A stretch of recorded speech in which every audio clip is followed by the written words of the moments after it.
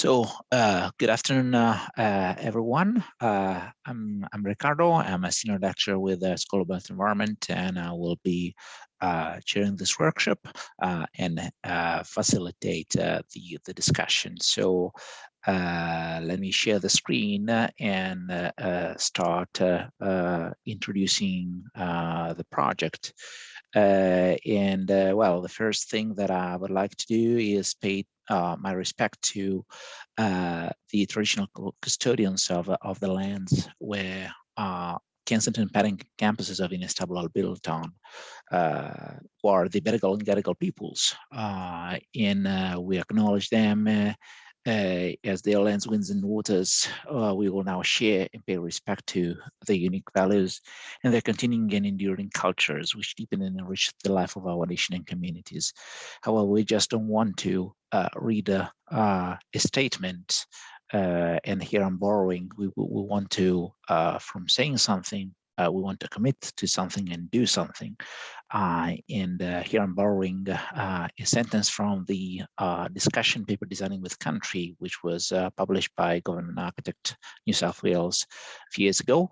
And it's, if we care for country, it will care for us. So here I'm showing a couple of our projects we work on previously, one in collaboration with NT government, so characterizing the urban overheating mitigation in Alice Springs, the core of Australia, where in the middle of very hot and dry conditions, surface temperatures trespass 70 degrees. How can you walk over that? And also we devised local mitigation in the framework of the project, but also in New South Wales. This is an example, another project funded by LG New South Wales in Mandurah in Blacktown area, where during very hot days, people move from shopping mall to shopping mall, and people who can afford that, they are excluded. So it's actually local overheating is reshaping the way we interact with the public space. So that's why it's important for us to care for country, and this is what we are trying to do in the framework of this project, to move beyond just a statement and move into action. So what are we going to do this afternoon? First,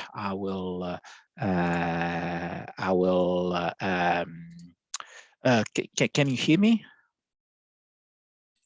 Yes. Because somebody told me they don't have audio. Oh, yes. No, we're going to hear you loud and clear. Okay, apologies. Somebody in the chat mentioned, so I was afraid I was on mute. So what are we going to do this afternoon? First, we'll move. I'll pass in a few minutes. I will pass the word to Dizer, to the department, for a welcome, and then I will introduce briefly the scope of the project, and then I will pass the word to, I will introduce Matt and pass the word to him, and then we'll move to a discussion.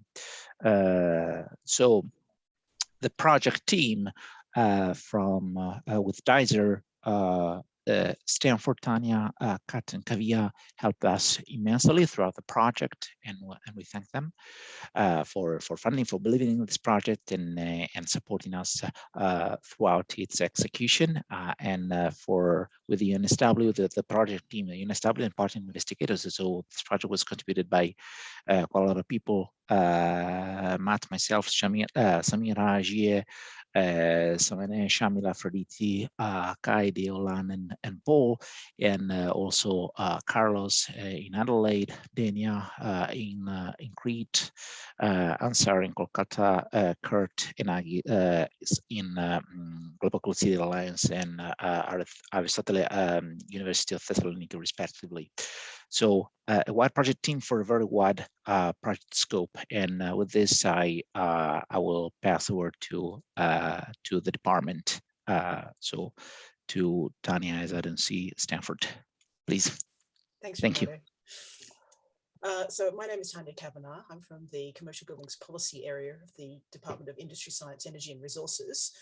We've commissioned this work from the University of New South Wales because We understand that cool roofs can result in a lot of benefits that we're particularly interested in. So on a building level, they can help reduce energy use and energy costs. On a more systems level, they can help to reduce the urban heat island effect in built up areas, and also help to contribute to reducing our greenhouse gas emissions. So those are all outcomes that we're very keen on. So we wanted to have a look to see how these particular technologies could help in the Australian context. So the research team at the University of New South Wales have looked at different cities within Australia and have modelled how beneficial these technologies could be. So that work has been led by Professor Matt Santamouris and the team that Ricardo has just taken you through, and we thank them very much for their work. So Professor Santamouris is now going to take us through the final results from this project. There will be written reports as well, which will be available very soon. With that, Ricardo, I'll pass back to you. Thank you very much, team.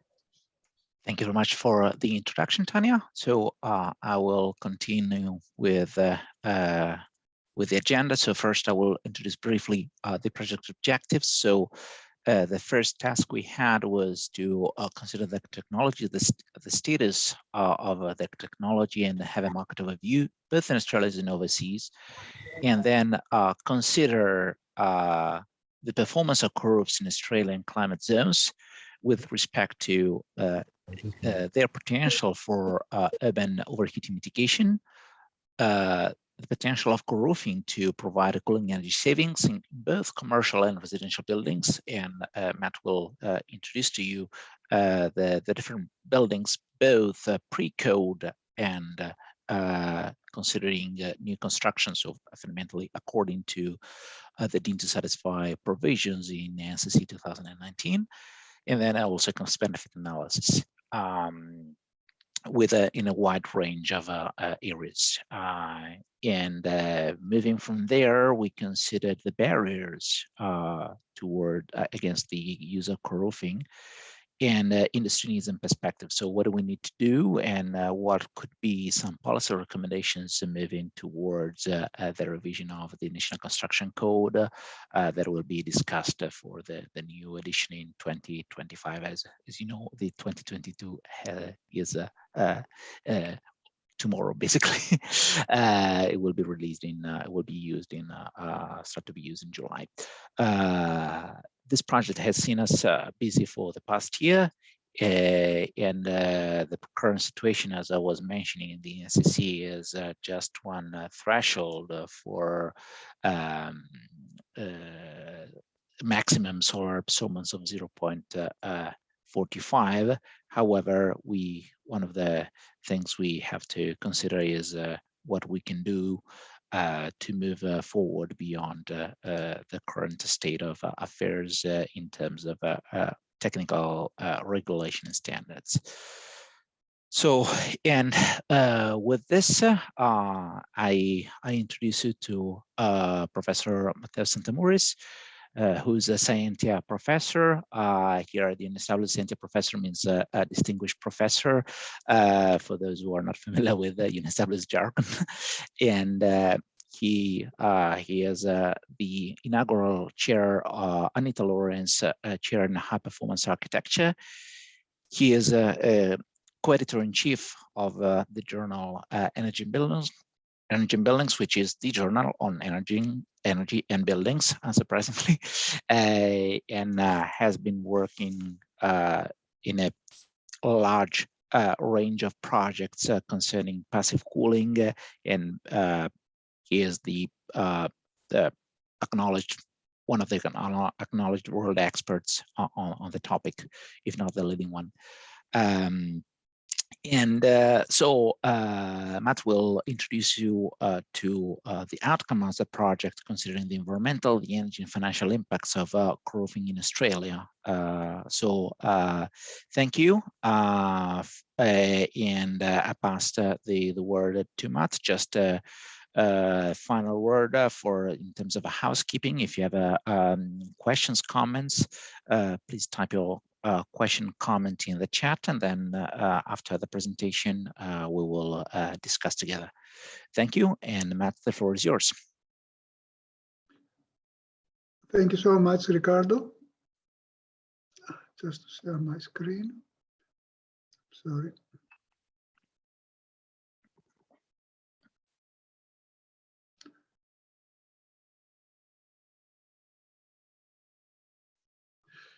Thank you so much.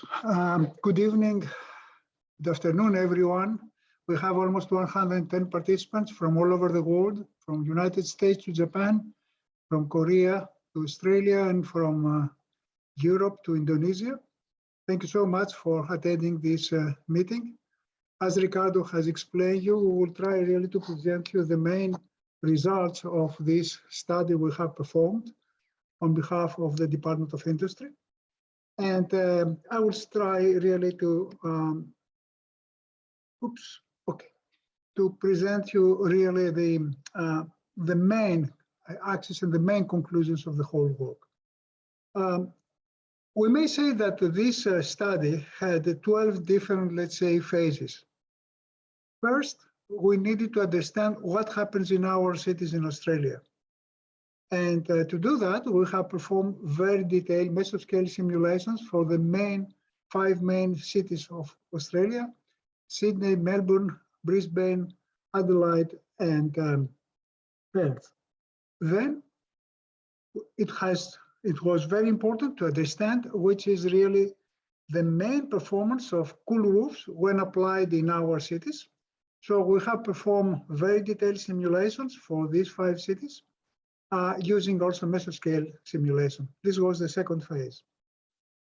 Then, once we have understood the characteristics and the performance of cool roof in our cities, we have to understand the impact of cool roofs on the energy performance of buildings. And we have performed very detailed simulations for 17 different types of buildings that have been defined by the department. Then we have assessed the energy benefits for cooling, but at the same time, the potential energy penalty because, of the use of cool roofs. So we have a full assessment of the potential performance of cool roofs in almost all cities in Australia, including the 5 major cities, plus Hobart, Alice Springs, and Darwin. Then we have tried to see what is really the impact of cool roofs on the performance of PVs. PVs are installed in our roofs, and there is a very high, let's say, interaction between cool roofs and PVs. So we have analyzed the impact of cool roofs on the performance of photovoltaics.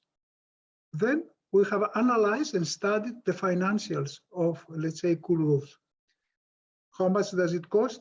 Which is, let's say, the amortization period, how many employment and how many, let's say, benefits may create in the Australian economy, etc., etc. Then it is more than sure that once we decrease the temperature of a city, the efficiency of air conditioning is improving, is increasing. So we have assessed which is the indirect impact of cool roofs on the performance of air conditioning in the Australian cities.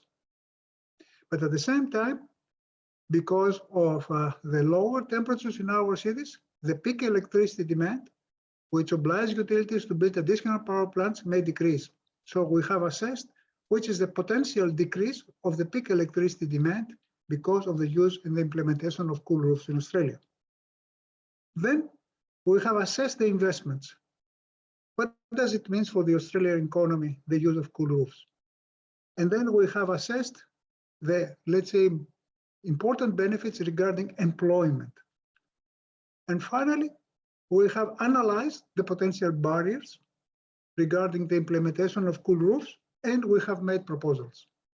So I will try to go through the different, let's say, phases and explain you the procedure and also the main results. In order really to assess the performance of cool roofs in the Australian cities or in any other city of the world, we have to know what really happens in these cities, the reference. the current conditions, the existing conditions. And for sure, we have meteorological stations, we have climatic stations all around, the cities. But is it enough really to understand what is happening? Not exactly, because we have some stations here and there, and we don't have a very good, let's say, understanding of what is happening. Or our understanding by using, let's say, the data from the meteorological stations may not be very complete.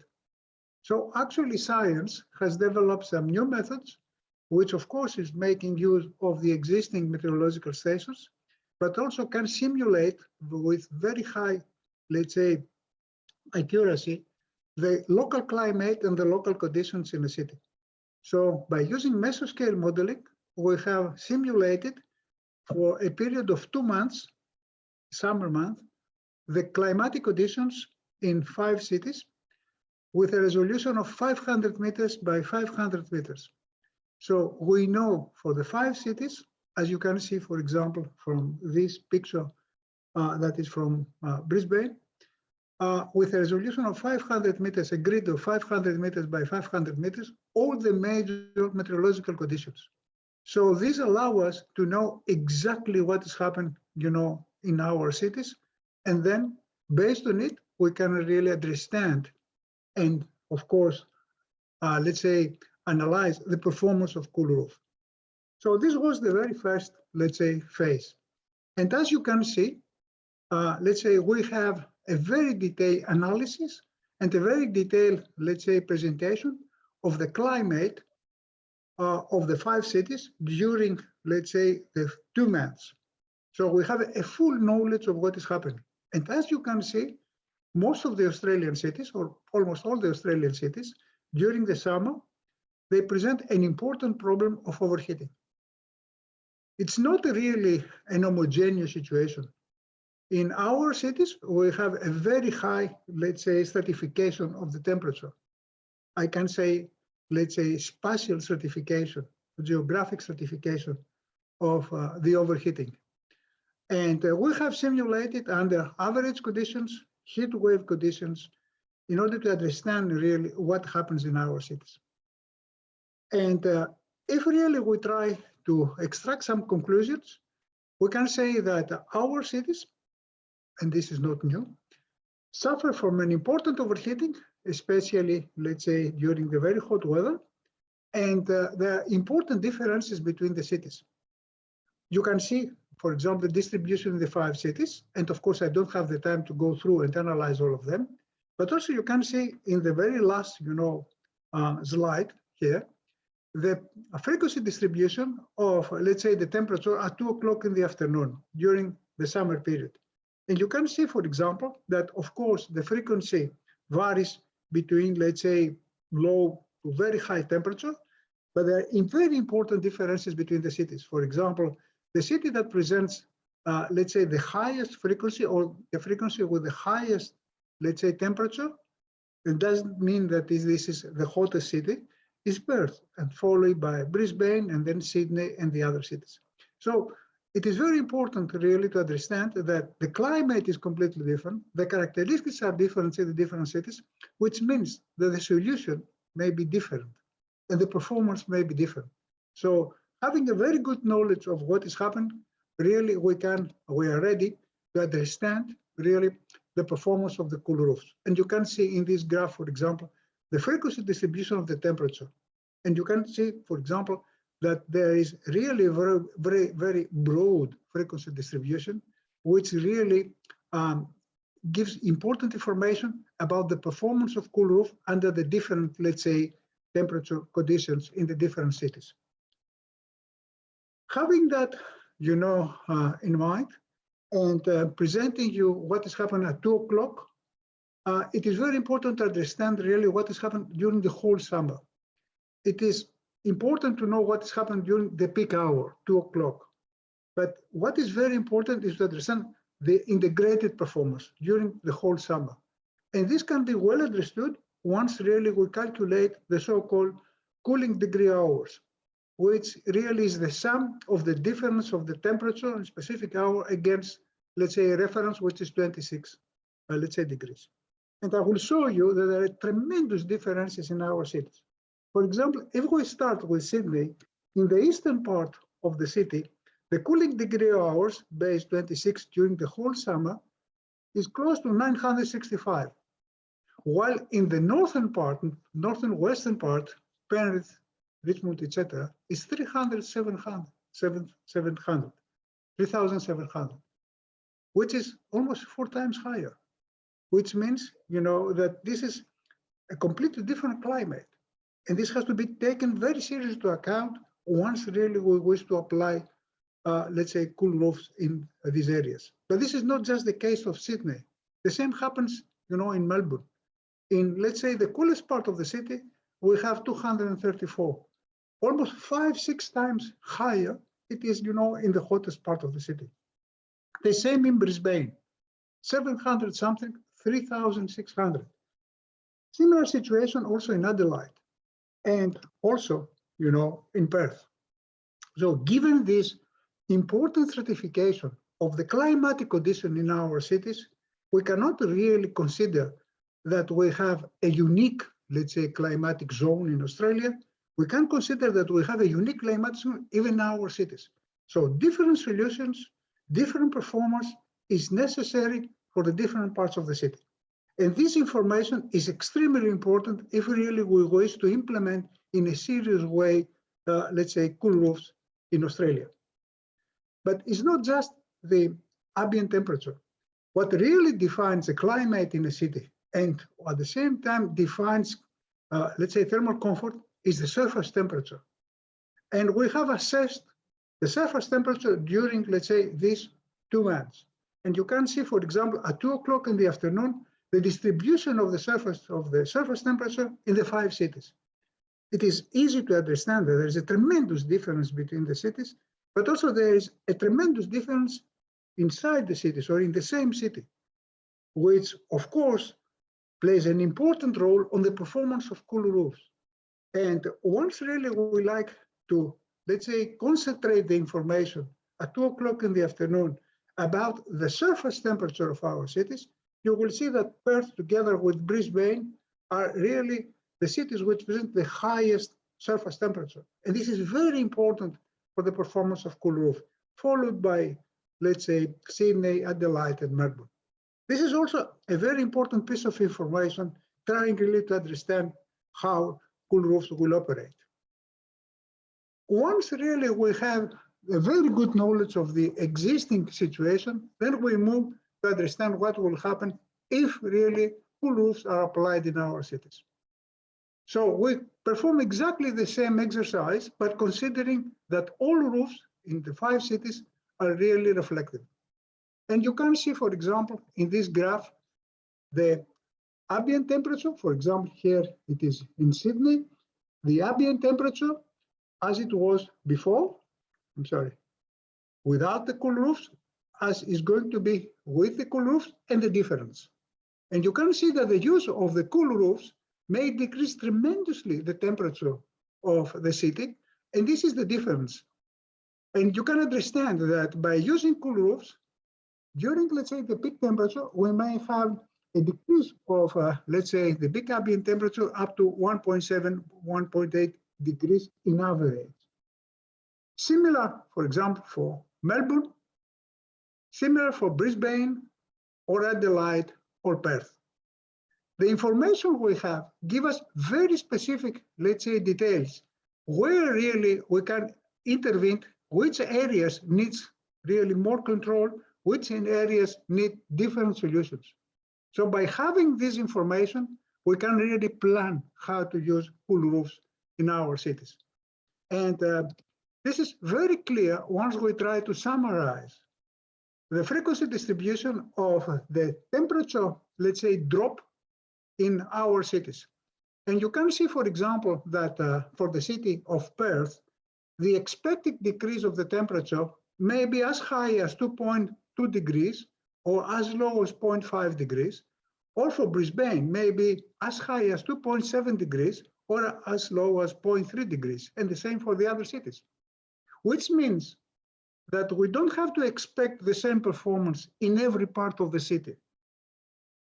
So the more frequent, let's say, temperature decrease, for example, for the city of Sydney, is close to 0.7, 0.8 degrees. I told you before that during 2 o'clock, the, let's say, maximum temperature decrease is 1.6 degrees, yes. But the more frequent, temperature decrease is close to 0.8 degrees. But in some parts of the city, you may have a temperature decrease up to 3 degrees. So this is very important information that really defines the performance of the cool roofs. And in this graph, you can see in a comparative way for 3 cities, Sydney, Melbourne, Brisbane, how it was the frequency distribution before and how is the frequency distribution after. And in average, the temperature decrease we may achieve, for example, for Brisbane is 1.4 degrees, for Melbourne 1.1 degrees, for Sydney 1.2 degrees. But I repeat, it's not the same everywhere. Maybe as low as 0.5 degrees, maybe as high as 2.5 degrees. And if we like really to see the whole spectrum of the potential decrease of the temperature, of the ambient temperature during the whole period in, let's say, in the 5 cities, you can see that in Brisbane, we may have the highest, let's say, decrease of the temperature. This is expected, it's one of the hottest cities, followed by Perth and followed, by Adelaide, Sydney, and Melbourne. But you see this, let's say, the range of the potential decrease of the temperature, which really defines in details what we have to expect from cool roofs. Why such an analysis? Because it's time to stop really thinking with myths. We have really to use scientific knowledge, very detailed information, how really we apply and we implement a technology at the city scale, and which is the expected performance. Once we had all this information about, let's say, the ambient temperature and the decrease of the ambient temperature and the distribution of the decrease of the ambient temperature in our cities, we perform exactly the same analysis regarding the surface temperature. And you can see, for example, how it was the distribution of the surface temperature in Sydney before the application of cool roofs, after the application of cool roofs, and the difference. You can easily understand that there is a tremendous difference and a tremendous decrease of the temperature of the city, the surface temperature of the city, because of the use of conventional cool roofs. And you can see that the expected decrease of the surface temperature is up to 6.5 degrees. And this happens for most of the cities. It's not the same. There are completely different, let's say, patterns in the different cities. But this is a very important information that allows us to know where we have to intervene. The highest, let's say, performance and the highest potential. And if really we wish to analyze and understand, let's say, the potential decrease of the surface temperature, you can see that, for example, for the city of Sydney, because of the very high, let's say, distribution of the city and the very high urban sprawl we have, the temperature decrease may be as low as, let's say, 1 degree, or maybe as high as 13 degrees. But this is not the case, for example, for the city of Perth. So once we have all this information, we can really proceed and plan, how this works. What about the integrated performance? And what about the real, let's say, contribution of cool roofs in the 5 cities during the whole summer? I presented you before the difference in, let's say, cooling degree days, which means the needs for cooling in reality between the different parts of the city. And just to remind you, for example, for Sydney, that in the eastern part, because of the sea breeze, we had 370, in the, let's say, northern part, 710. Now we have, let's say, we have a decrease in the eastern part up to 370, which means a decrease of 38% and a decrease of about 20% in the northern part of Sydney. Of course, the decrease in cooling degree days is almost the double in the western, but as a percentage is lower, because if you remember, at this area, we had 3,700, let's say, cooling degree hours. So we expect in Sydney that the use of cool roof may, let's say, decrease the cooling demand in, let's say, climatic projections up to, let's say, between 20 to 40%. The same, for example, for Melbourne, where the potential is very high, between 45 to 32%, or let's say in Brisbane, Adelaide, and Perth. So in global, during the whole summer period, the use of cool roof decrease the climatic potential, not the energy consumption of buildings, but the climatic potential between, let's say, 20 to 50%, which is a tremendous, really potential with a tremendous low cost. Why this happen? Of course, it happens because we are using a reflective roof. The radiation is returning back, to the atmosphere. We are not solving the climatic change problem because, cool roof is an artifact. It's not a solution. There's not decreasing the CO2, but it changes the urban climate. How it changes the urban climate? Of course, it's not absorbing solar radiation, so temperature is lower. But it's not just that, it's more than that. Because of the lower surface temperature, just to remind you that the surface temperature is decreased up to 8, 9 degrees, up sometimes more than that. The so-called planetary boundary layer, which is the area of the high of the atmosphere where the air may, let's say, circulate, is decreasing tremendously. And in this, let's say, area, in this graph, you can see the decrease of the planetary boundary layer, let's say, in the city of Sydney. What does it mean, the decrease of the planetary boundary layer? It means that we decrease the wind speed from the hottest part of the country to the cities. For example, follow what is happening in the city of Sydney without the cool roofs. You see that we have this area where sea breeze is the most important. In this area, we have low temperatures. Why? Because we have cool roof, we have the sea breeze, and the sea breeze is cool. So it cools down the city. But the rest of the city suffers from the wind coming from the desert. In this case, the temperature is increasing tremendously. By having the cool roofs and decreasing the PBL, we decrease, the penetration of the wind from the desert. And the area which really benefits from the sea breeze is increasing tremendously. Compare this area against this area. So the same happens for most of the city, except of Perth in reality. So this means that the climatic potential of cool roofs is not just because the material, is reflecting. It's because it changes completely the urban climate. This is something that is not well understood, but it is the main, let's say, mechanism that decreases the temperature. In another way, if we implement, for example, cool roofs in Western Sydney, we close the door to the air coming from the desert.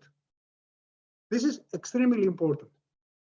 If we try really to understand how much the cool roofs decreases the wind speed, we can see this, let's say, frequency distribution of the wind before and after. And here is the average decrease of the wind speed. So in these areas which are overheated, we may have a tremendous decrease of the wind speed, which means less advective heat coming mainly from the desert or from the hot areas. This is the main benefit, let's say, of cool roofs in Australia. And because of this decrease of, let's say, the wind speed, and also the decrease of the surface temperature, we have a tremendous, really, decrease of the so-called sensible heat. What is the sensible heat? It is the heat which is, let's say, released by the buildings into the atmosphere. And as you can see from this graph, and we have evaluated how much of heat is really not released because of the implementation of cool roofs, you can see that we have a decrease of about 200 watts per square meter, which is tremendous, is 1/5 of the solar radiation. So by having cool roofs, we decrease tremendously the, let's say, release of sensible heat into the atmosphere. So by having the full understanding of the climatic performance of cool roofs, then we had to move to understand how cool roofs, let's say, affect the energy consumption of buildings. Together with the department, we have defined 18 different types of buildings. And for these 18 types of buildings, we perform very detailed simulations, trying really to understand the performance of the buildings under reference conditions, no cool roofs, for the whole city, not just for one station, for the whole city, 18 stations, the whole Sydney, for example, or the whole Melbourne.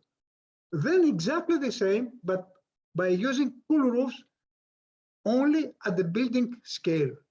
If we have one building and we have a cool roof, how much the energy consumption will decrease. And the third scenario was, let's consider that we have cool roofs all around the city, everywhere, and also at a specific building, which is the combined impact of the city scale together with the building scale implementation of cool roofs. So we have a full, let's say, assessment of the energy consumption and the energy benefits of cool roofs in these 17 type of buildings. And you see the different 17 type of buildings, which include, let's say, office buildings, shopping malls, apartment buildings, standalone houses, and under different conditions, insulated, non-insulated, high-rise, low-rise. I think that these 17 type of buildings define completely, let's say, the building stock in Australia. Then we have performed, very detailed simulations for the whole city, for, let's say, the 5 cities, using the results of the mesoscale simulations we have performed at the beginning. So we calculated the energy consumption of the 17 buildings under, let's say, reference conditions, no cool roofs, and under cool roofs. And for example, I like to show you for, let's say, an office building without roof insulation, the distribution of the cooling load in Sydney. For example, you can see that there is a tremendous difference in terms of cooling load, kilowatt hours per square meter, in the western part and the eastern part of the city. This is very well known. There is almost the double of the energy consumption, in the northern part. That was expected given the climatic potential I showed you before. This is very important. So we have, let's say, maps of the energy performance of the 17 type of buildings during the whole summer in the 5 main cities of Australia. And I like to show you some of the results. It is impossible to show you all the results for the 5 cities in the 17 type of buildings. Just to show you, for example, the performance or the, let's say, potential of the energy consumption, decrease of the energy consumption for, let's say, a low-rise office building with roof insulation. It's not a good case. It is a building with roof insulation. If really we apply cool roof in this building without, let's say, implementing cool roofs in the whole city, the expected, let's say, decrease may be of the order of, let's say, 3 to 10% in a well-insulated building. But once, we implement cool roofs at the whole city, and because of the decrease of the temperature, because of the change of the climatic conditions, then the benefits may be tremendous, may be close to 31%. The same for a high-rise office building with roof insulation. And this is not a good case. This is one of the worst cases we may have. Can be, let's say, 1% or 2%, because a very high-rise building, just paint the roof, you don't expect to have a very high, let's say, performance. But once we implement, cool roofs at the city scale, because of the decrease of the temperature, the decrease of the cooling demand in the city is close to 25%. And once we, let's say, calculate the same for a good case, a typical standalone house, let's say, the performance or the decrease in average of let's say, energy consumption may be as high as 40%, or in some cases, 18%. But once this is implemented at the city scale, it goes up to 60% for this type of buildings. Or a standalone new house may be as high as 61%. And for buildings which really do not so much affected by the scheme, by the envelope, for example, a shopping mall, the energy performance or the energy benefits may be as low as 2% in the case of a cool roof without really large implementation at the city scale, but maybe as high as 20% for this type of buildings, once we have cool roofs at the city scale. So we have a very good understanding of what is happening really in the 17 type of buildings in, let's say, all cities of Australia. Then the main question is, okay, you decrease the energy consumption, the cooling energy consumption. But what has happened during the winter? Do you increase our heating demand? So we have performed very specific simulation for all the cities, for the 17 buildings, to understand the heating penalty. And I'd like to show you the comparison between the cooling goal and the heating penalty. For example, for Darwin, a cooling-dominated climate, the heating demand is 0. So the benefit of cool roofs is close to 90 kilowatt hours per square meter per year. Tremendous. For Hobart, the benefit, the cooling benefit is close to 4 kilowatt hours per square meter per year, but the heating penalty is 5. So for Hobart, the use of cool roof is something to be discussed. But for example, for Sydney, the benefit, the cooling goal or the cooling benefit is 28 in average, 28 kilowatt hours per square meter per year, while the heating penalty is 2.5, is nothing, it's less than 10%. And the same happens all around the world. Or in Brisbane is 73 against 0.7. Or even in Adelaide is 19 against 3.6 in average. So the heating penalty exists for this technology. Now we have developed technologies that there is no heating penalty, but this is another story. But with the conventional technology which is available to the market, the heating penalty of cool roofs for most of the cities except Hobart is really very low compared to the cooling benefit. And I'd like to show you at the city scale how much energy we may, let's say, win because of the implementation of cool roofs. And we have performed this, let's say, assessment considering all type of residential and commercial buildings in Sydney. For example, the total energy consumption for each council of Sydney, considering the residential and the commercial buildings, is about, let's say, 6.3 terawatt hours. And you see the specific consumption of each one of the councils there. Once we implement cool roofs at the city scale, at the building scale, not at the city scale, you see how much the energy consumption may decrease. And the average decrease of the total energy consumption of the building, let's say, sector in Sydney, not just one building, the whole building sector is 29% once we implement cool roofs at the building scale. But once we implement cool roofs at the city scale and the building scale, the total energy, let's say, benefits are close to 49%, 50%, half of the energy. So it is a tremendous potential. Of course, it's not the same everywhere. But in some areas, for example, and this depends on the density, depends on the characteristics I showed you before, and the diversity that exists, the benefit may be very high. And once we really project the potential, let's say, percentage of the decrease of the energy consumption, maybe in some areas be as high as 60%. In some other areas, maybe 20%. So by having this information, which is a very, very, very detailed, let's say, study, it allows us to understand that the use of cool roofs has a tremendous impact at the city scale. What about, let's say, indoor comfort? What is happening regarding indoor temperature? Okay, we have understood that we may decrease the energy consumption for cooling, but we consider that we are using air conditioning. But it's not the case for everyone. About 30%, 35% of low-income population is not using air conditioning. And indoors temperature may be as high as 40, 45 degrees. So we have to think about these people.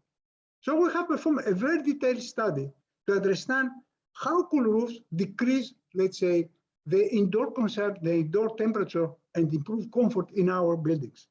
And for example, for the city of Perth, once really, let's say, we use a low-rise office building without roof insulation, and we have the results for all the 70 type of buildings, the expected decrease during summer of the indoor temperature may be as high between 5.1 to 5.6 degrees, very high.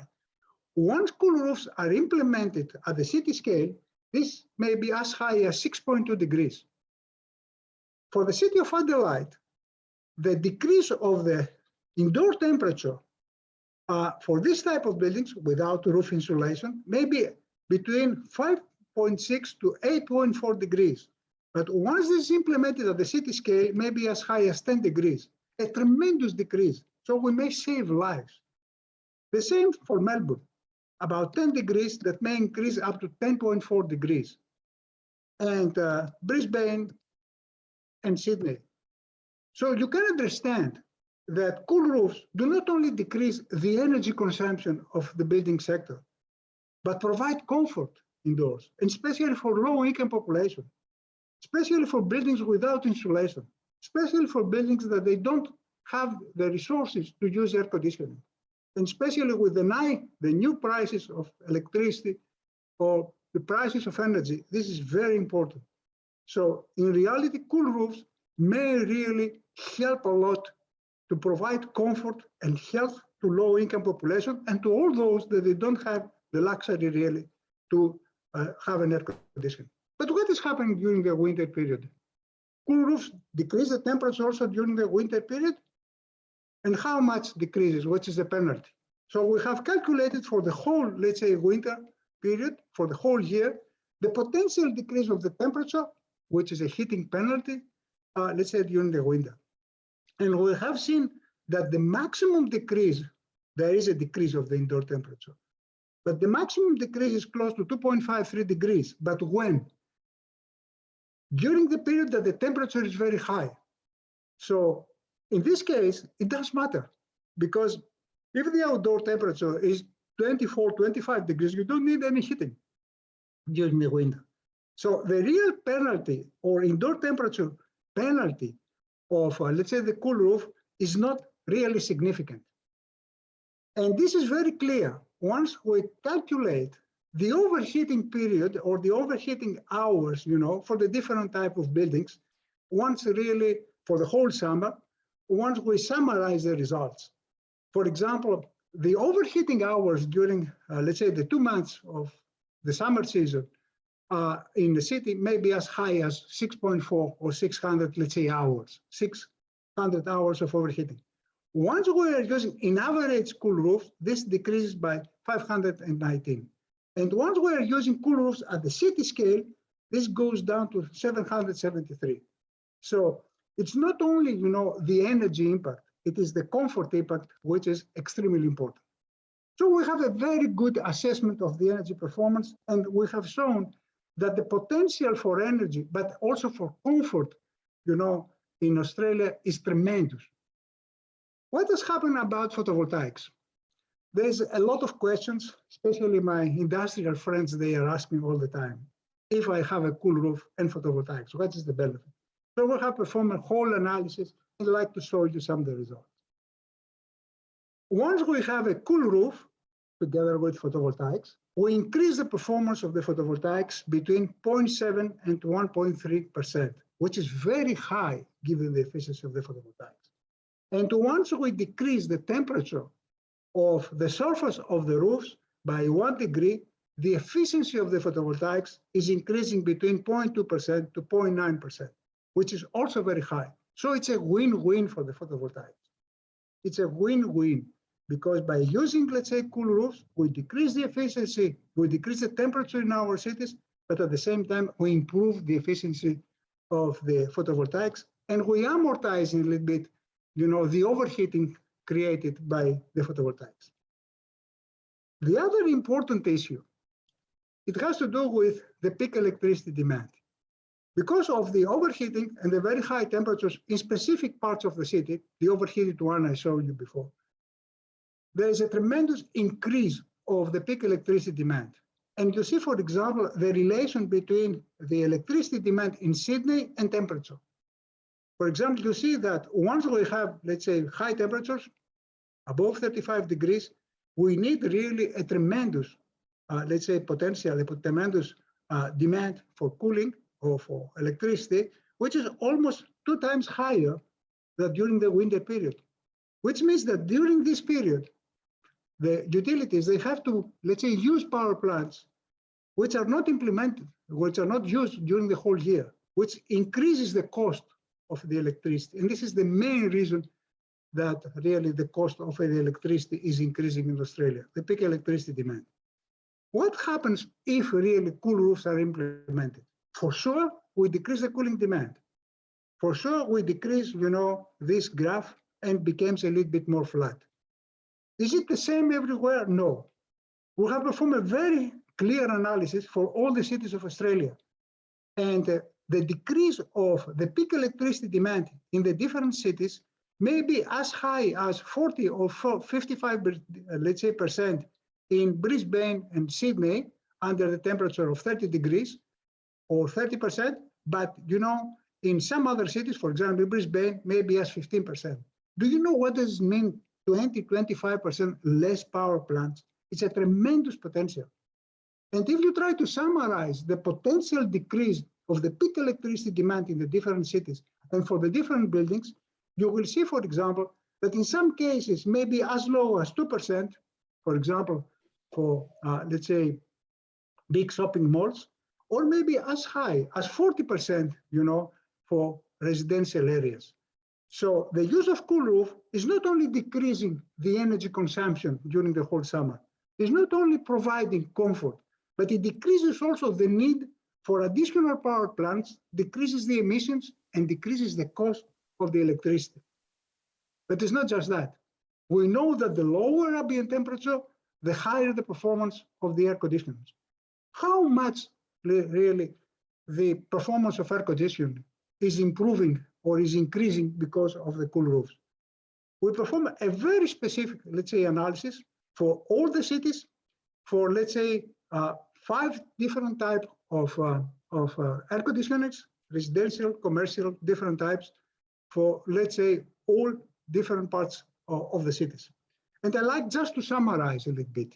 For example, in Sydney, once we, let's say, discuss for a low-rise, non-insulated building, a good case, the let's say, the increase of the performance of, let's say, the air conditioners because of the use of cool roofs is close, let's say, to 6, 7, 8% between these one. Once really this is combined with, let's say, a cool roof, and the total benefits may be as high as 40%. Or once we combine it with the city scale implementation of cool roofs, may be as high as 60%. This is a tremendous case. This is the best case.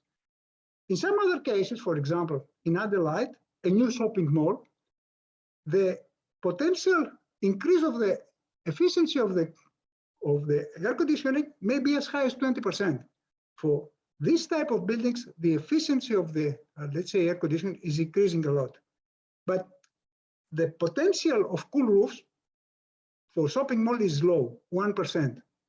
Once this is combined altogether, potential of the higher performance of the air conditioning together with, let's say, the benefits from the city scale and the building scale, this may increase up to 20%.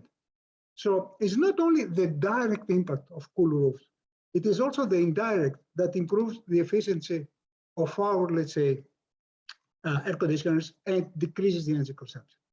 What's about the cost? We have performed 4 different types of analysis: net present value, internal rate of return, life cycle analysis, depreciation payback. Why? Because we don't like to be criticized. Because, in economics or in financial studies, you can prove whatever you want. You can really show the results you want. So we perform all possible, let's say, types of analysis for 2 stations per city, the coolest and the warmest, for 2 types of cool roof, the cheap and the expensive, for 17 types of buildings, and also for different scenarios regarding the electricity prices. And I like just to show you some of the conclusions. Of course, it is expected that the feasibility of the refurbishment of roofs in low-rise building is much more, let's say, important than in high-rise buildings. Of course, you have much higher benefits in low-rise buildings. Low-rise buildings without insulation, in the roof and presenting high energy consumption present the best energy savings and the best and the lowest, let's say, depreciation period. For this type of buildings, the life cycle cost may decrease up to 82%. And in this case, the depreciation is less than two years. Even the least favorable cases, for example, in high-rise buildings with well-insulated roof, and especially with lower electricity price, the life cycle cost can reduce compared to do nothing, compared to a conventional roof, which is more than enough to justify the cool coating or the cool roof application, despite, let's say, the longer payback periods. Also, regarding the financial assessment, the impact of weather conditions is extremely important. And this is very much really related to the conditions in the different cities. But also the impact of the electricity prices is very important, and the numbers change completely if we consider high or lower prices. And you know that the prices are different in the different states. But we have always to consider that there is a dramatic increase of the international electricity prices during the very last period, and there is a very high volatility of the energy market, which really shows that cool roofs may be an effective, let's say, strategy to face the problem of overheating. It is almost, let's say, possible always to have a low payback. In some cases, we may have a higher payback, but even the worst conditions are really beneficial compared to the do-nothing conditions. Which is the magnitude of the investments we need to perform in Australia if really we wish to implement cool roofs? We have performed two scenarios for each state, and this graph shows really the actual, let's say, numbers. If we wish really to have cool roofs everywhere, the necessary, let's say, investments depending on, let's say, the cost of the cool roofs, and we have performed two scenarios, low cost, high cost. For example, for Western Australia, maybe as high as 98 billions or as low as 750 millions, depending on the type of, let's say, type of cool roofs. So we have a very specific, let's say, analysis of what does it mean for the economy of Australia, that I don't like to go into details on this, for each state regarding, let's say, the financial, let's say, potential. And this is translated into a very important, let's say, benefit, employment. So we have calculated the potential, let's say, benefits once we implement cool roofs all around Australia, or we start implementing cool roofs now for the new stock. And we have calculated for each state the direct and indirect, let's say, benefits on the employment by when cool roofs are implemented. In total, we may have almost 100,000 new jobs, and we may have from the indirect, let's say, benefits, almost 3,000, let's say, jobs, but these will create in the global economy 165,000 jobs. So there is a potential tremendous employment, let's say, benefit because of the use of cool roofs. And what's about health? Cool roof decreases the temperature. So in this case, we have, let's say, lower temperature, lower heat mortality. We have performed an analysis, preliminary analysis, regarding the benefits on heat-related mortality in Sydney. Under the actual, let's say, statistics we have in Sydney, during the 2 summers period that we have studied, we may expect all around Sydney, using, let's say, the climatic conditions of the eastern part, because this is the statistics we have, we may have 440, let's say, dead people. Once cool roofs are implemented, according to the same statistics, this decreases to 358. So we may use during a summer 82 people. This is a tremendous, let's say, impact on health. Once we have assessed the impact on, let's say, cool roofs, I just presented you, we try really to understand the barriers. Why cool roofs are not implemented? What do we have to do? And we have, through, let's say, questionnaires, discussed with our partners about the financial, environmental, industrial, knowledge, product, and technical barriers. And I like really to summarize a little bit, and we can discuss, let's say, about it. Most, of the stakeholders, they believe that there are no governmental incentives or support to developers, builders to utilize, let's say, mitigation technologies and cool roofs. There are no supportive policies and standardized accreditation for cool roofs. Accreditation is extremely important. Everyone may claim whatever. We need to have standard procedures. And we may, let's say, help to commercialize cool roof in a standard way that I think that the public may really trust. There is a real trust in, let's say, in the public. And there are many other, let's say, technical problems. But two main, let's say, groups of incentives have to be given. First, we have to standardize the performance of cool roofs using, let's say, accredited technologies. So everyone should be, let's say, analyzed and have a performance assessment using the same methodology. And second, the state has really to perform, let's say, and assist the industrial partners.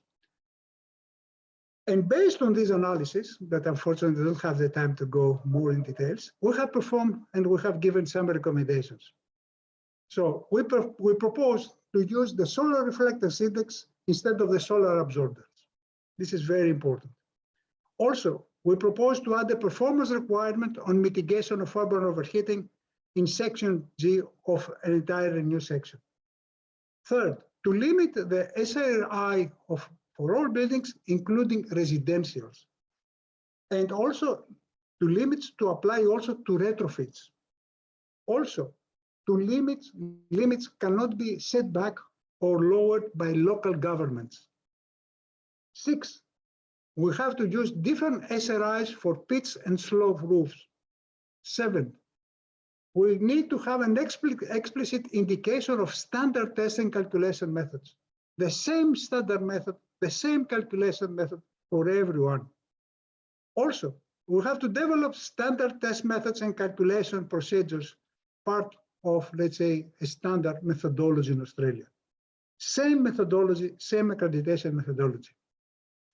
We need also to amend, let's say, the performance of the cool roofs based on the age and the aging of the materials. And also we have to consider mold and condensation risk reduction. So once we, let's say, standardize the market, once we standardize the product, and we have the incentives, and we have a better building code that really faces the problem of the barriers, then we can skyrocket the performance of cool roof. What we have to do, we need really to have, let's say, some future actions. First, an industry-led association governing the testing and accreditation infrastructure, like the Cool Roof Council in Australia, in the United States, or in Europe. Industry, together with universities, with the state, with anyone, may have, let's say, an association which will govern in a common way testing and accreditation infrastructure. We need to have a factory production control. We need to have accreditation and testing laboratories. It's not possible that everyone is testing somewhere because the accuracy is not the same, because you can have any results you may have. We need to have standard testing procedure. At the same time, the state has to support the development of the products. And at the same time, we have to introduce into the market test methods which, let's say, delivers repeatable and reproducible results. So not everyone may claim whatever performance he wants. the performance has to be very fully accredited, and the results have to be, let's say, repeatable. At the same time, all the results, all the performance data have to be in a database open to the public, like in the United States, like in Europe. Every client may enter into this, let's say, list, into this database, and check the performance, the accredited performance, the tested performance of each one, of the products. So this will increase the trust of, let's say, the market into, let's say, the product. We need to have, let's say, a very good analysis of the performance and the aging of the products. Okay, the initial performance may be well known. What's happened after 3 years? So we need to have this by using, let's say, accredited aging methodologies. And finally, we need to have a labeling procedure. We have to label our products. How? By an, let's say, independent Australian Cool Roof Council that will be managed mainly by industry with specific rules that really will, let's say, improve the trust to the industrial product. I'd like to conclude. Cool roofs have tremendous, let's say, benefits. Improve the urban climate, decrease, let's say, the energy supply, decrease the peak electricity demand, improve thermal comfort, decrease heat-related mortality, increase, the magnitude of employment, improve the total economy, and helps very much to improve the environmental quality of, let's say, our cities. So it's a win-win. And I think that this study may be the basis for, let's say, the future, let's say, steps for the better implementation of cool roofs. If you wish to have, let's say, the study, the whole, let's say, analysis, it is available in 7 different volumes. You can download all the results through the specific link. And at the same time, in YouTube, you may have also the executive, let's say, report if you wish to have, let's say, more information. Thank you very much. It has taken a lot of time. If you wish to have any question, we'll be happy to reply. Ricardo, to you. Thank you, Matt, for the presentation. Perhaps after you've shown the macarons, we can have a 5 minutes break and a cup of tea. What do you think? And the only thing is that if you eat all of them, meaning our recommendations, it will not have a detrimental effect on your blood sugar, unlike for the macarons, and it will be cheaper in the long run. So what do you think, Matt? We can have a 5 minutes break and then get back with the questions.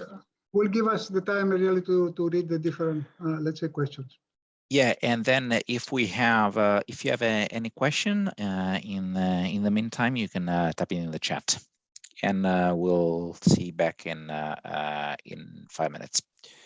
So meaning at 4:30 Sydney time.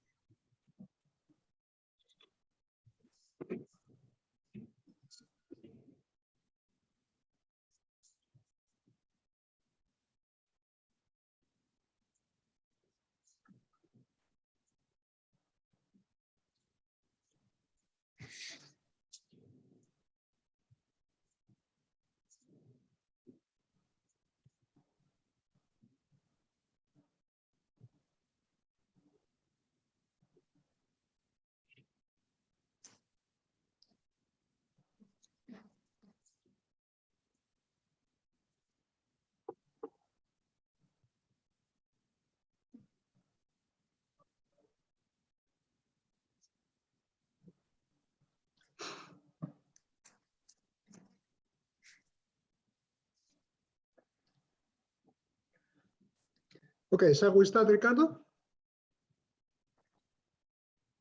Indeed, we can start. Yes. Thank you for all for joining. We can start with the discussion. So just select some of the questions. Yeah. So here we are just with start the discussion. So we received some questions in the meantime. Just sharing the icebreaker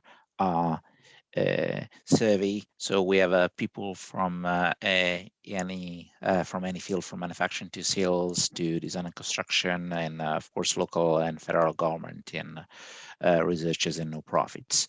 Thank you for replying. So the questions that we received, and thank you very much for typing them in the chat, and if you have other questions. So the first one was from Beck Dozen of Resilient Sydney. The decrease in temperature in the cities correlates closely with density. Could this result be reporting that a bigger impact is possible when more of the landscape is covered by rooftops? Yes, I think that I shown that, Beck. If you remember the graph that I showed on the distribution of the surface temperature and the air temperature, in our cities, it shows really a very clear association between, density and also the surface and ambient temperature, for sure. Yeah. Yeah, Beck typed it before you got to that slide. Of course, also the type of density, whether it's if it's a high-rise buildings or low-rise will play an effect. Then Ronan asks, Ronan Lawrence Berkeley National Lab asks a question on terminology. What do we mean with a surface temperature? Namely, if we mean a spatial mean urban near surface air temperature, or spatial mean urban surface, so fundamentally the skin temperature. So we mean the latter. If Martin can confirm. The reply you have given is correct. Yeah. So, and then we have a question from Rex Lehman of SkyCool. Mats, did you look into carbon trading? For instance, ESC New South Wales benefits of cool roofs, especially considering weather variability. Perhaps, Rex, you wish to comment or expand on that question? Thank you very much. Yes, I was just looking at, thinking about with cool roofs coatings, how the difficulty with obtaining carbon trading credits or getting energy saving certificates has a variability. Unlike LED lights, you can easily, judge the power difference in the savings with those. They're part of the construction. But when you've got something like a cool roof coating, or indeed something else that affects the air conditioning of a building, the power demand for that, it varies somewhat with the weather, and sometimes quite a bit. And I'm just wondering whether you'd looked into the energy savings. This is from a cost benefit point of view for the individual user, a method of what shall I say, standardizing the approach for this type of technology, so that to make the equation a lot easier when we're trying to implement them, obviously make them more attractive financially. If we could do that through adding in the benefit of carbon trading factors in it, because the price of carbon is quite high. So building X, shopping center Y, decreases its power demand by a certain amount. Have you looked into any methodologies for easily translating that to the end user? We have calculated for, let's say, the 8 cities, for all the areas of the cities, and I mean that for let's say 18 different zones for each city, except of the cities of Darwin, Alice Springs, and Hobart, which is one city, one let's say zone. The energy benefits, the energy consumption, and the energy benefits of the 17 type of buildings. So for any type of building or any let's say urban zone, I can give you the potential energy benefits. Right. And okay, can we translate that building by building it all into a carbon credit saving, which can be used, cut prices, since the government's adjusted its regulation on that, I think before the election, so I'm not sure how it's changed now. The price for carbon savings and carbon credits was going quite high compared to what it used to be a few years ago. And I was just looking at that as an additional commercial incentive for moving into cool roof coatings. So it's more of an individual type basis. Perhaps it wasn't part of the scope of your study. So if not, I apologize for injecting it in there. No, we haven't looked at it. We were more interested really to understand which are the benefits, of cool roofs regarding, let's say, the energy consumption, thermal comfort, peak electricity demand, health, employment, etc., etc. Everything that has to do with, the policy issues, we address the barriers and we address also the recommendations. but there's still room, for more research if, the department wishes really to have such an analysis. This was not part of our mandate. Okay, understand. Thank you. Thank you, Rex, for your comment. Okay, another comment by Ronan, suggesting to okay, if we're moving towards a solar reflectance index to any way, including the labeling, also solar reflectance in thermal emittance, in addition to SRI, as they're needed for building energy simulations, climate simulations, and the rest, and also SRI doesn't apply to vertical surfaces. So if we are implementing cool walls, those properties would be needed. Yes, indeed, we very much agree with you. Then I have a question from Mark Walters. What is the state of conversation and appetite of the local government to legislate on the use of cool roofs? Is the conversation going? What have you seen in other jurisdictions? Perhaps this is more a question on policy making and a question for the department. Tanya, would you like to comment on this?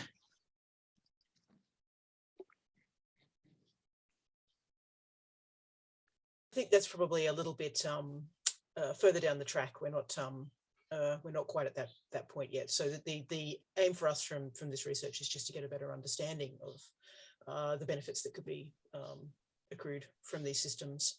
How that might actually flow through to future policy making is not somewhere that we're at just yet. So I'm sorry, I can't really. I have to take them on notice. I can't really give you an answer. Yeah, indeed. Thank you for your reply, Tanya. Indeed, we provided some recommendations, but those are just some recommendations. And as you know, with the National Construction Code, it's a consultation process. So we will provide some. I mean, what we provided is some input, but then it's a wider conversation that we're. May I ask a question on the back of that then? Yes, please, Mark. What's your experience been in other jurisdictions? I know Matt's worked overseas in a number of other places, Singapore and Europe, and I think the States. Does legislation tend to follow, awareness around cool roofs and what we can achieve? Indeed. So I would say first, Matt might provide a summary of his experience in Europe, and perhaps Ronan, if he wants to say a couple of words about the United States. First, I have to tell you that in the final report, there is a full overview of the actual legislation all over the world about cool roofs. So you can download it and you can see what is happening.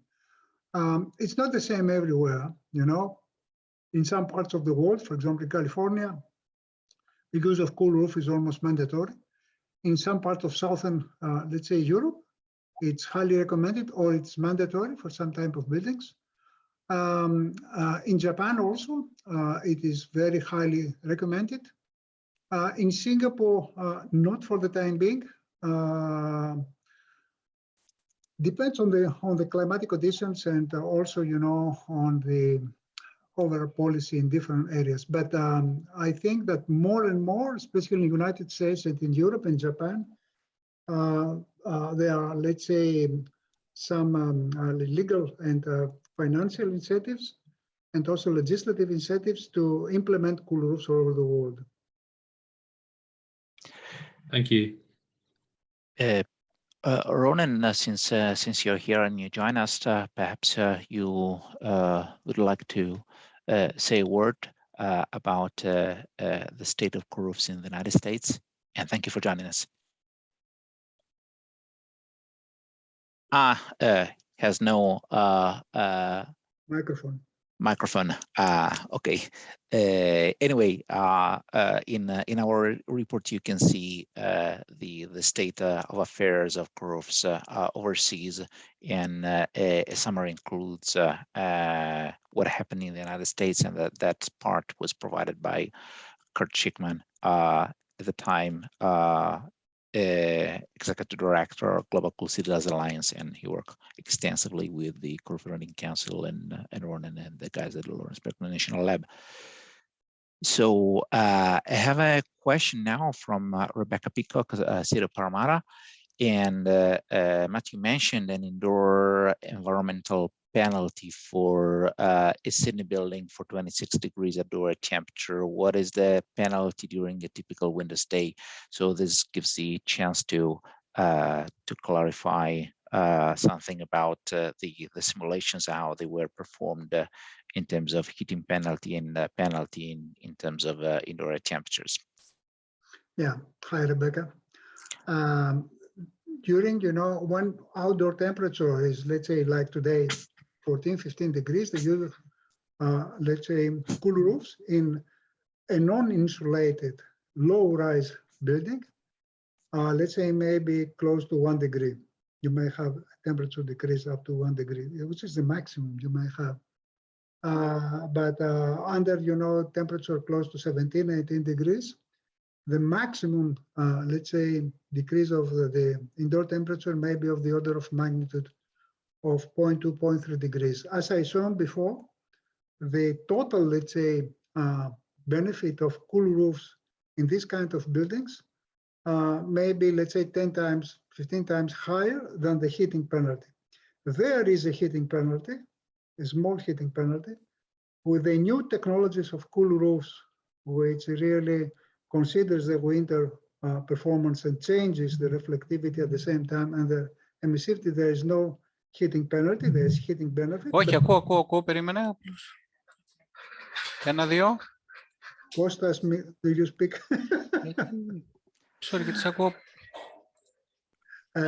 So I think that, yeah, with the existing technologies, let's say there is a small heating penalty, not very important. The cooling benefit is tremendously, higher. We expect that the next generation, of cool roof materials will not have any cooling penalty, will have a heating penalty because, we may change through, let's say, technological development, the optical, let's say, perform the optical characteristics of the cool roofs. Am I clear, Rebecca? You are, Matt. That's great. And I can imagine that with ceiling insulation that it would, if you've got a well-insulated building, then that would be fairly negligible. Yeah. In the insulated buildings, the heating penalty is almost negligible. Yeah. Fantastic. Thanks, Matt. Great work, team. Thank you. And I have some other comments, like from Carl commenting on the performance of a time of roofing. Indeed, so that's why in our recommendations we include a recommendation to have a rating of each properties after 3 years of performance, so which is the minimum to assess the performance, and that has to be done locally because you cannot take properties from overseas. The testing that can be done in the United States is 100% reliable. However, you cannot test the environmental conditions that you have in Darway using data from Ohio or Florida. Maybe Florida is similar, but similar is not the same. And then there are also some comments concerning what local governments are doing, and indeed what we are seeing is that some local governments are promoting roofs, some are not. But as you saw in the simulations, what we and in the results that were presented by Matt, what we observe and we quantified is that a regional approach would be in a consistent approach, Sydney-wide or Brisbane-wide would be advisable. You can't just mitigate a small patch. Do you wish to? This is, of course, we're not commenting on what the policy will be, but what we see from the technical point of view. Do you want to comment on this, Matt? Can you repeat the question? Sorry. So fundamentally, it's just a comment saying that people are mentioning local governments promoting roofs. Some council is promoting in an area, some council is promoting in another area. I was just saying that what we have shown, Matt has shown in the simulations, is that to really achieve substantial results, you need to perform mitigation Sydney-wide and not just in a small area. Yeah, the world is not made in one day. It has taken a lot of time, really, to progress. So I think that we have really to build step by step, you know, and to move towards, you know, a full mitigation policy. The very first, I think, step is that the technical world and also the decision makers, they understand the potential of cool roofs. They understand the characteristics. They don't live with myths. They don't believe to myths. They don't make wrong, let's say, assessments about mitigation. They don't make wrong, let's say, selection of mitigation technologies. They don't implement in a wrong way mitigation technologies in different parts of the city. So number one step is understanding and scientific knowledge. Second, once you know mitigation technologies have to be applied at the city scale or at the building scale, this has to be done by using scientific approach, not empirical approach. Someone has done it in London or I don't know where, and we can't do the same thing. No, we have the science and we can really assess how this has to be done based on the characteristics and the potential. This is the second thing. Third, don't expect that we will have a tremendous potential and tremendous benefit from the very beginning. But we have to walk towards the full implementation of mitigation technologies. And once this is well understood and once this is well implemented, gradually, we may achieve to have an important decrease of the temperature of our cities and an important decrease of the energy consumption and improve of the comfort conditions in our buildings. Technology is improving tremendously. Some years ago, 10 years ago, it was possible to decrease the surface temperature, the ambient temperature of our cities, the peak temperature of our cities up to 1.5 degrees. Now we can't do that. We can have 3 or 4 degrees, let's say the full potential or the peak potential. So we have the technology, we have the knowledge. This knowledge has to be, let's say, passed to the decision makers. And the decision makers, they need really to discuss on a scientific basis, not an empirical basis, how really to implement mitigation. It is very important to stop really thinking based on myths. There are a lot of myths around it. We can plant 5 million trees and we will have results. You will have some results. So it is very important that the mitigation community really uses scientific results and scientific methodology. It will take time. It will take time. But we have very good results all around the world. We have more than 250 large-scale implementation of mitigation technologies all around the world, real implementations.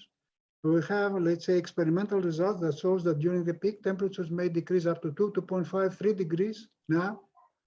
So there is hope.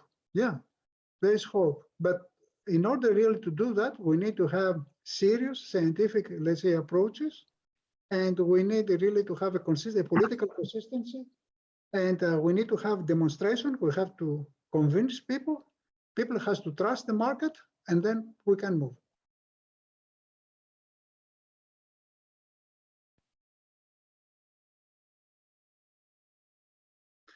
There is a question if really the slides can be available. We will, let's say, post the whole presentation into YouTube, so you can have the full presentation there. If someone likes some of the slides, or he can send an email to someone or myself, we can of course send the slides. Also, there is an executive report of 200 pages, which describe fully, the whole walk. So you don't have to go and read the 16,000 pages of the whole study. So in total, you can really have all the volumes if you wish, and you can have also the executive report. And so you can also contact us and we can give you any information you may wish. I'm not saying that the work has finished, but I think that there is an important step that has been done regarding the implementation of cool roofs in Australia.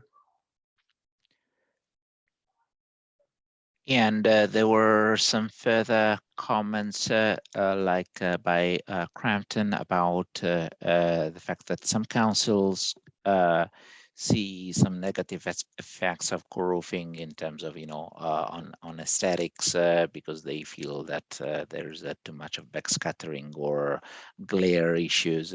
However, this is not always the case. It depends a lot on how it's implemented, and not all cool roofs are white. Do you want to comment on this, Matt?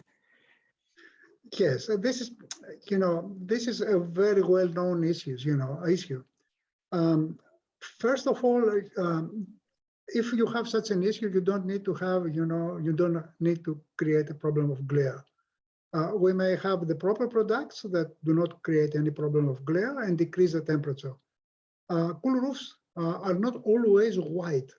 We may have a cool roof which is not white. We may have a cool roof which is not so much reflective.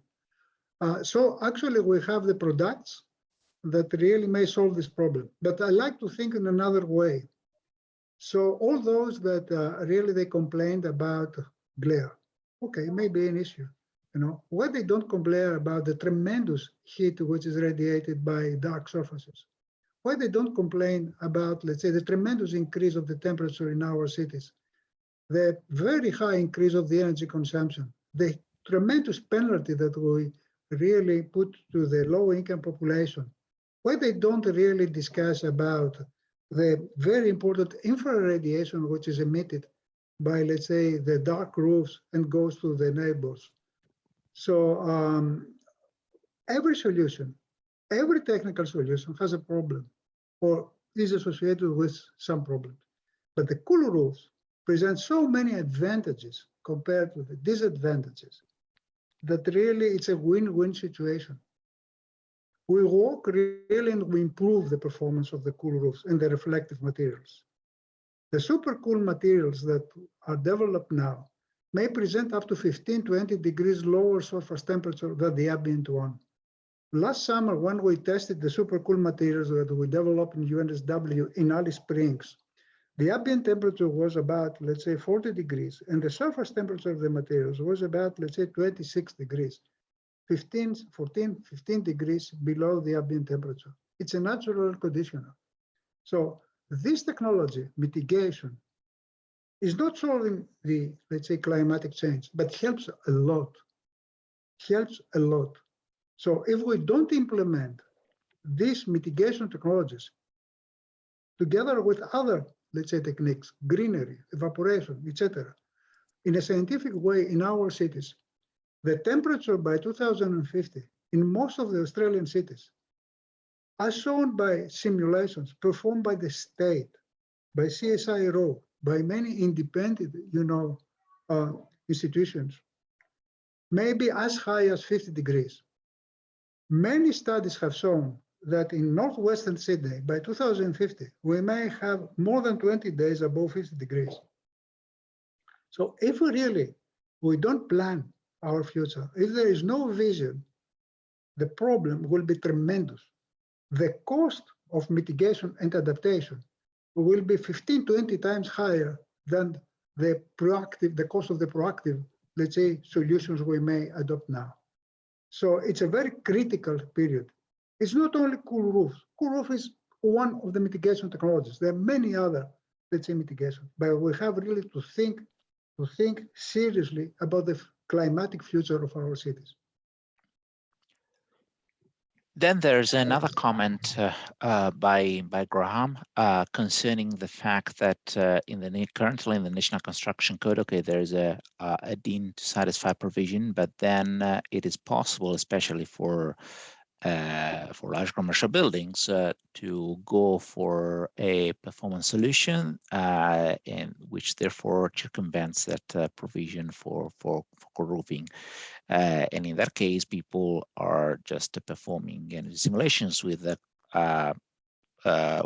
files that are available, not taking into account the environmental effects. So do you want to address this one? And perhaps Graham, if you wish to expand a little bit on it. Yeah, hi everyone. Thank you. That's Hi. just an area I've been pretty passionate about over the years. It's a great piece of work, as I said, but yeah, it's just that issue that I think we've always understated the benefit of cool roofs historically, because we're only measuring the direct reflectance off the roof. And so therefore the difference in transmission through the roof, we don't account for the fact that we create this microclimate above the roof by absorbing heat. And so energy simulation looks at roofs perfectly, doesn't account for the microclimate. And so any time an engineer goes and uses a standard industry tool, they're going to understate the benefit of the cool roof, unless you somehow, I guess, address that in the provision, which I realize isn't the scope of, you know, what you guys are trying to do. It's just something we need to be thinking as we move forward, because I think the code should change. This is a very important question, Graham. Very important question, you know, because yes, for future simulations, we need to have all this data. And actually, you know, the scientific community tries really to develop proper climatic data for this kind of simulations. In practical terms, actually, we have developed for 18 different parts of each of the 5 cities, climatic data for the summer period. And this climatic data, hourly climatic data, let's say, is available. So if someone, of course, we have not published this material because this is, you know, something that we have used for our analysis. But if someone wants to have this, let's say, data, we can easily give them. It is an important topic.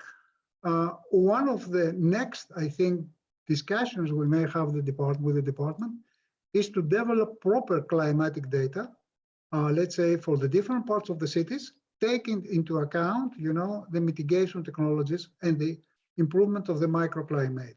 If not, we may perform simulations for, let's say, the very overheating parts of the city, for example, Penrith, using data, you know, from the observatory hill in Sydney. As you have seen, the energy consumption there may be 3 times higher because of the local climate. If we perform the simulation by using the data of the airport of the observatory, the full calculation is wrong, and there will be a tremendous, let's say, impact on the engineering of the solution. And in the chat, I just posted a couple of links to a previous project that we completed some years ago, funded by the CRC on large-scale cool roofs. So in that case, we were seeing just a single large-scale shopping mall or the like with an application of cool roofs and the effect on in terms of reduction of cooling energy for the HVAC because of the lower inlet air. In this project, instead, we saw the application at city scale, so we didn't redo the same because we're not asking twice for taxpayers' money. So then there's a question from Aztec Paints. There are current Australian-made, no, it's not a question, it's a comment. Australian-made hydrolytic coating available, etc. Also, other manufacturers, as mentioned, have mentioned that they have products available. There are solutions available on the market. Allow me to say something, Ricardo, here. Yep. The Australian industry of cool roofs or cool, let's say, coatings is fantastic. Actually, they are producers and industrial partners here in Australia. They produce fantastic products. The problem is that it's fragmented, not organized, not well, let's say, accredited, and they don't have good access to the market. So we have really to work together in order really to have an accreditation procedure, perhaps an Australian Cool Roof Council. I'm sure that our American and European friends, they will help us really to do it properly. The department may help us, industry has to help us, but the potential of the Australian, let's say, industry is tremendous.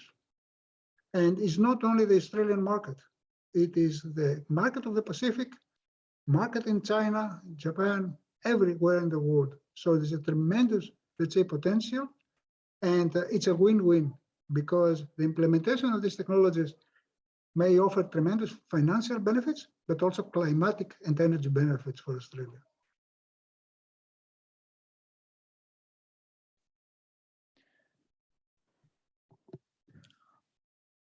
So we don't have any other questions or comments. Perhaps we have to stop because people perhaps is a little bit tired now.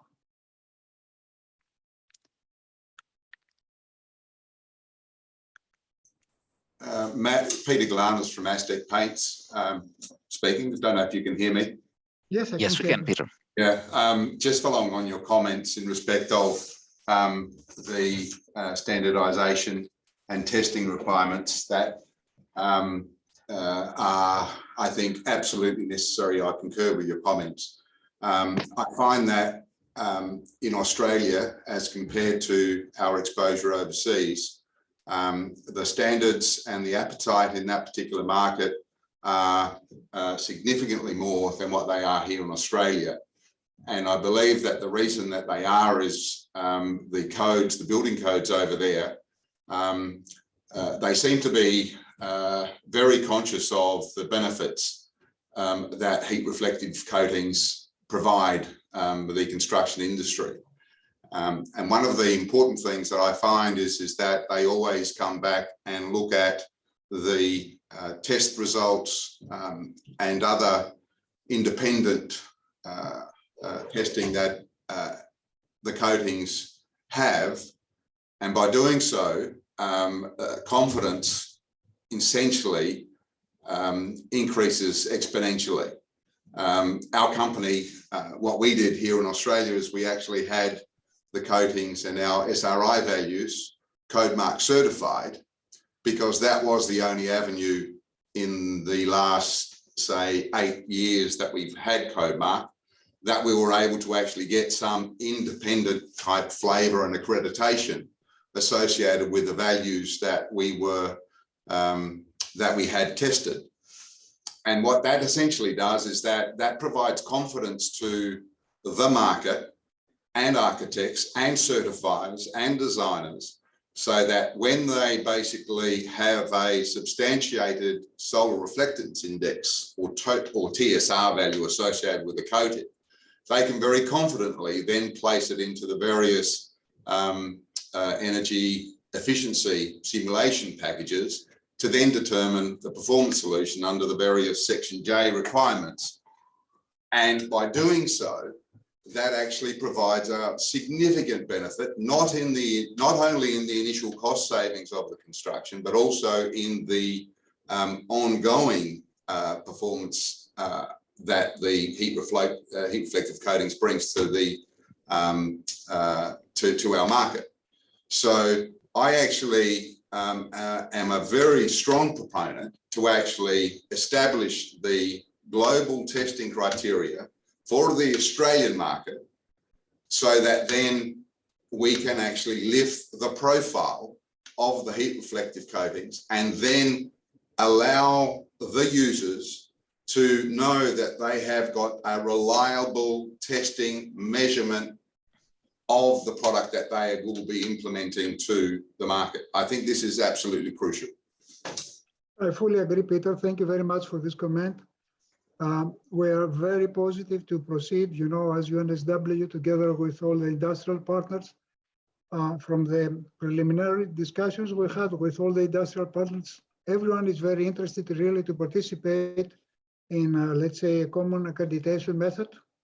And with the help, I think, of the department, we may, let's say, have something which will help really to improve trust to the cool roof industry in Australia. Perhaps someone else from industry wants to comment, because before we heard mostly from local government in engineering services. So perhaps Rex, Guy, Sean, or Charles Rennings, if you want to say a word.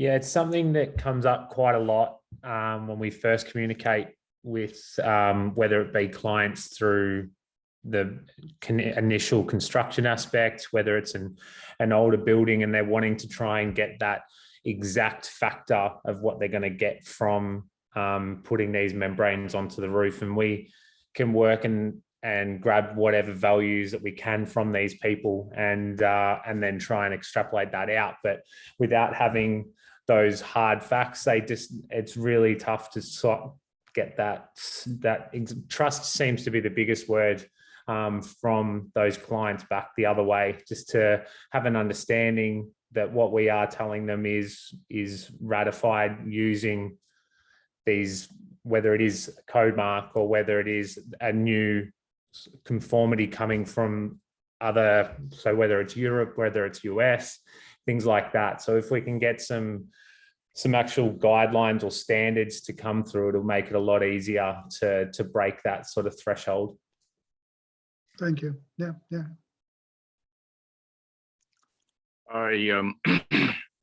I agree, and I think, yes, it would be great to have some standard recognition standards to attain for. Up to this point in time, I think most of us are probably relying upon in-field performance, which varies enormously from building to building. But also, as in our case, we rely a great deal upon the expertise from universities like UTS and people like that who are specialized in the area to at least give us some confidence that we can pass on to people that are interested in what we're doing. So, but it would simplify the whole process, as the gentleman from Cocoon was just saying, if we had some standard methodology here in Australia, which covered a whole area. Now, looking at what was done in the US, in the Cool Roof Rating Council, I mean, that is at minimum a 3-year program to get that. So we need to, yes, incorporate that, but I think there's a lot furthermore we can do with, SRI, with TSR testing and emissivity for immediate results as well. But aging of the product is very, very important. It's no use having a wonderful product that is great when you first install it, and then 2 years later have it lose 20 or 30% of its efficacy over time. And I think that's a very important factor which needs to be brought into consideration. Absolutely. Yeah, but we have to start, Alex. We have to start this. It may take 2-3 years, but we have to start.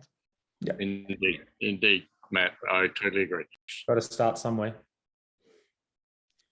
Indeed, we have the benefit of some prior experience, both on the positive and the negative side. So in terms of testing accreditation, so what has been done in the United States has been great in the Roof Rating Council.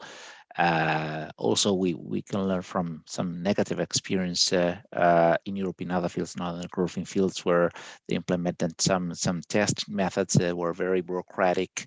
And okay, in the end, you had a stamp on the report, but then it was not a test procedure that was also usable for product development, and instead outdoor exposure for the years, as it's done in the United States, as it's been now implemented in Europe in the European Roofing Council. That is beneficial. Okay, you are investing in that, but you can also use that information for product development, for building confidence, because it's real world performance. And just to mention that the European standard on cool roofs is already, let's say, it's ready, and will be published next month. So it's a SEN standard. SEN standard is SEN is the European Standard Association, official European standard institution. So there is a standard for cool roofs and the cool roof performance. So and we have contributed as UNSW, myself, Ricardo, some other colleagues, we have contributed to it. And this is very important that a new standard, standard for cool roof is available. And we can discuss about this standard in Australia, if really has to be implemented or has to change a little bit. But it's good that we have a standard now, an official standard. Matt, on that there, can I ask, Peter from Aztec Paints again, can I ask the standard that you referred to in Europe, from the implementation of the European Cool Roof Council to the actual implementation of the standard, what time period did it take for this standard to evolve? To develop, you mean the standard, or to implement the standard? Is it implementation stages now with the standard, or is it that the standard now has just been put to paper? I see. Yeah. You know, there's you have to understand how, let's say, standards are implemented in Europe. CEN, the Central European de Normalisation, which means the Institution for Standards in Europe, is producing, let's say, the standard. Then the different countries, let's say, adopt or not adopt the standard. You know, most of the countries, they adopt the standard, and it's up to the country when the standard has to be, let's say, implemented. It's not the same everywhere in Europe. For example, a country that is usually implementing standards immediately is France and Germany. Once the standard is ready, will be integrated into the national, let's say, legislation, and will be available and will be, let's say, enforced a year later. This is what is happening actually.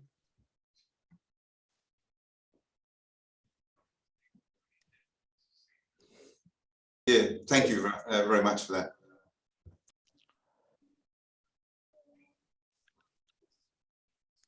So is there any further broad comment? Because it's now 14 minutes past the hour, so we are almost done with the workshop.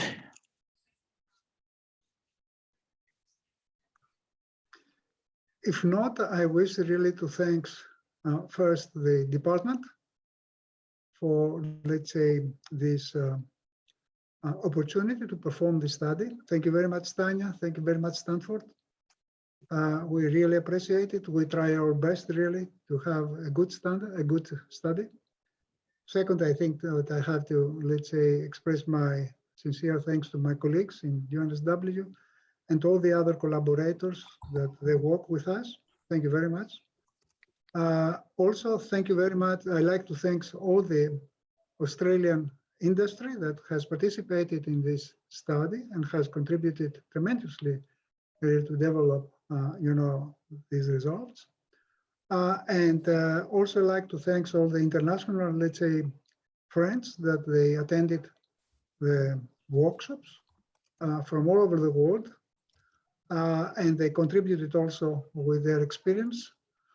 And we really are looking forward to the next steps in order really to implement the study and improve, let's say, the mitigation studies and the mitigation, let's say, implementation in Australia and in our cities, because this is really an extreme need. So thank you very much for attending this workshop, and let's hope that we will have the opportunity to discuss on it in the near future.